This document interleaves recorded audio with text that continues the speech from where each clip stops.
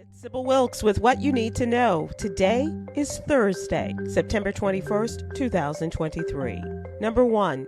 September 30th marks the last day the federal government will be fully funded to keep running unless Congress comes up with a plan. And House Speaker Kevin McCarthy does not appear to be any closer to putting together a bill upon which his Republican members can agree. The latest indication of the lack of unity was the move by 5 House Republicans that crossed the aisle to join House Democrats to vote against a debate on Pentagon spending. The usually popular bill was turned back from consideration 212 to 214 after 5 hard right conservatives helped sink it. They want to see an overall plan from Speaker McCarthy. Number 2. HBCUs have missed out on more than $13 billion in land grants that they should have received in the last 3 decades or so. Education Secretary Miguel Cardona and Agriculture Secretary Thomas Vilsack sent letters to the governors of Alabama, Arkansas, Florida, Georgia, Kentucky, Louisiana, Maryland, Mississippi, Missouri, Oklahoma, South Carolina, North Carolina, Texas, Tennessee, Virginia, and West Virginia. Cardona and Vilsack said the funding gap would have helped HBCUs with infrastructure, student services, and research grants. They would have been stronger and better able to serve students, states, and the nation if the gap was closed. Number 3. September is Sickle Cell Awareness Month. As we bring awareness to the disease, please be aware that it predominantly affects the Black community. Sickle cell disease arises when a person inherits 2 specific genes, one from each parent. The What You Need to Know newsletter and our partners at blackhealthmatters.com break down the uniqueness of this disease. Number 4. On September 12th, Michelle Folsom, a 39-year-old Black woman, was assaulted by 2 white men outside of the Rustic Bar in West Duluth, Minnesota, and suffered injuries to her head and face. In a September 8th news release, Duluth police received access to surveillance video 2 days after the attack and said it shows a physical altercation between the victim and another woman before 2 men who knew the other woman assaulted Folsom. As the investigation continues, no one has yet been charged.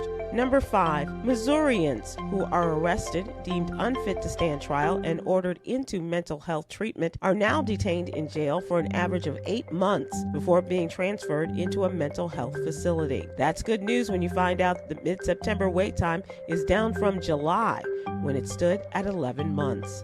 Investigations nationally have found many other people awaiting hospital beds are held for longer than they would be if they'd simply been convicted of a crime. Here's your daily inspiration from Yogi's Jewels.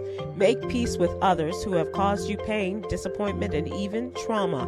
You will be better for it. Join us tonight for a very special show in association with our partners at the American Heart Association, YouTube and Facebook Live, with our special guest, vascular surgeon Dr. Lee Kirksey, peripheral artery disease patient Lynn Amos, and comedian extraordinaire J. Anthony Brown. Join us on YouTube and Facebook Live at 7 p.m. Eastern, 6 p.m. Central. Thank you to our What You Need to Know partners, the American Heart Association and Black Health Matters. Barbara Scotia College, an HBCU in Concord, North Carolina, needs our help. The What You Need to Know team is asking supporters, alumni, and friends of Barbara Scotia to help them meet their immediate and pressing needs by donating to help Barbara Scotia rise. Please join the thousands of donors from around the world who are stepping up to save one of the nation's oldest HBCUs.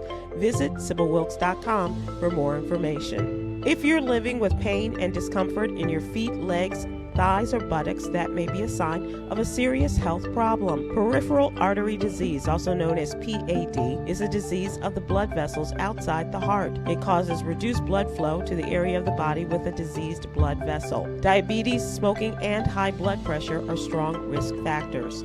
Each year, approximately 150,000 leg amputations are performed in the United States, and most cases occur in people with diabetes and PAD. Talk to your doctor about how to handle your PAD, reduce your risk for heart disease and stroke, and prevent the loss of a limb. Learn more at heart.org/PAD and join us tonight on YouTube and Facebook Live when we meet with the American Heart Association Dr. Kirksey, also a peripheral artery disease patient, and J. Anthony Brown at 7 p.m. Eastern, 6 p.m. Central. And check out a celebration